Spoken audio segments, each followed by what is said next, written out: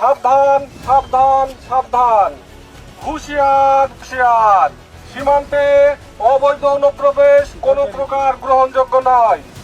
সীমান্ত জুড়ে চলমান উত্তেজনা, অবৈধ অনুপ্রবেশের অভিযোগ এবং একের পর এক পুশিনের চেষ্টার মধ্যে নতুন করে আলোচনা এসেছে বাংলাদেশ ভারত সীমান্ত পরিস্থিতি।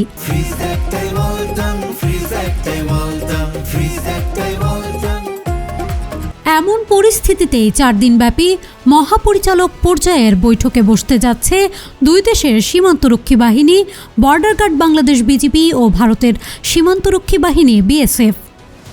ভারতের রাজধানী নয়াদিল্লিতে সোমবার 8 জুন শুরু হওয়া এই বৈঠকে সীমান্ত নিরাপত্তা, অবৈধ অনুপ্রবেশ, চোরাচালান, সীমান্ত ব্যবস্থাপনা এবং সাম্প্রতিক পুশিন ইস্যুসহ বিভিন্ন গুরুত্বপূর্ণ বিষয় নিয়ে আলোচনা হবে বলে জানিয়েছে বাংলাদেশ সরকার। সাম্প্রতিক সময়ে দেশের বিভিন্ন সীমান্ত এলাকায় বিএসএফের পুশিনের চেষ্টা নিয়ে উদ্বেগ বাড়ছে। গত শুক্রবার রাত থেকে শনিবার ভোর পর্যন্ত দেশে অন্তত 8টি জেলার সীমান্ত দিয়ে প্রায় শতাধিক মানুষকে বাংলাদেশে ঠেলে দেওয়ার চেষ্টা চালানো হয়েছে বলে অভিযোগ উঠেছে।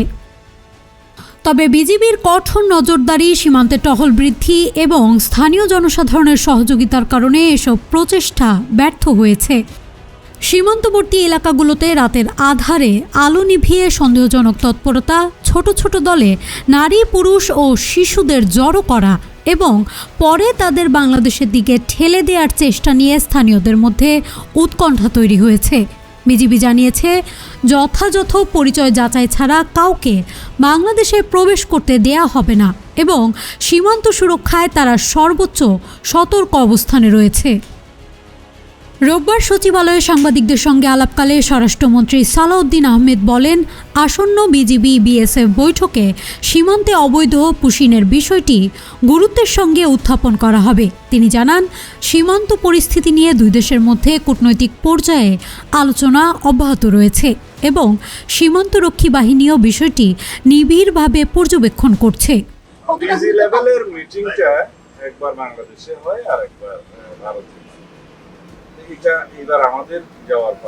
স্বরাষ্ট্রমন্ত্রী বলেন, বিজিবি বিএসএফ মহাপরিচালক পর্যায়ের বৈঠক একটি নিয়মিত প্রক্রিয়া।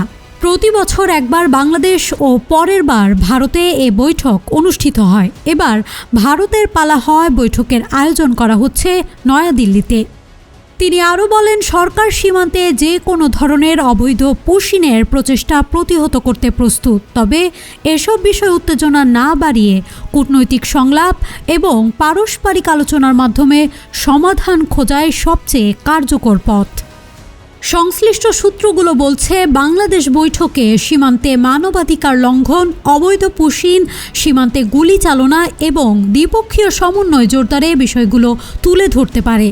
অন্যদিকে বিএসএফ সীমান্ত পারের অপরাধ, সীমান্ত এলাকায় ভারতীয় নাগরিকদের উপর হামলার অভিযোগ, সীমান্ত বেড়া নির্মাণ এবং ভারতীয় বিচ্ছিন্নতাবাদী গোষ্ঠীগুলোর বিষয়ে আলোচনা হতে পারে।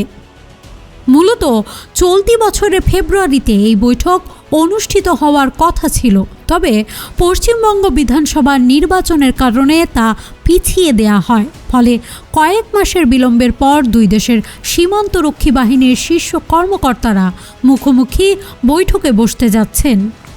বিশ্লেষকদের মতে, বাংলাদেশে বিএনপি নেতৃত্বাধীন নতুন সরকার দায়িত্ব গ্রহণের পর এবং পশ্চিমবঙ্গে বিজেপি সরকার ক্ষমতায় আসার পর এটিই হবে দুই দেশের সীমান্তরক্ষী বাহিনীর মধ্যে প্রথম উচ্চ পর্যায়ের বৈঠক।